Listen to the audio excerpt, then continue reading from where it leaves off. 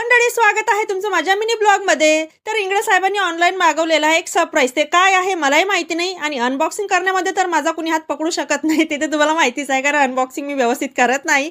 So चला मग करूया आपण याला अनबॉक्सिंग. अनबॉक्सिंगसाठी घेतली आहे मी माझी सीझर, जे टेलरिंगसाठी मी वापरत आहे. आणि तुम्ही बघा आता किती छान अनबॉक्सिंग करते.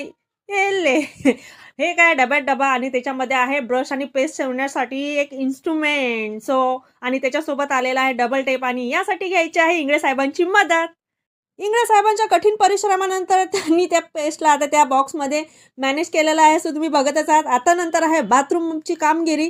तर हे बघा, एक खिळा ठोकून त्याला छान तिथं सेट केलेला आहे. त्याच्यानंतर हा दुसरा आहे, याला खिळ्याची गरज नाही, तर डबल टेपने याला चिटकवलेला आहे. आणि आता याच्यामध्ये सेट करते मी आमचे 4 जणांचे 4 ब्रश. बाथरूममध्ये 10 मिनिटाची मेहनत इंगळे साहेबांची खर्च झालेली आहे, पण प्रोटेक्शन खूप छान भेटलेलं आहे ब्रशला आणि पेस्टला, कारण लाडू पेस्ट खूप खातो आणि ब्रश इकडे तिकडे टाकतो. तो थँक्यू सो मच इंगळे साहेब.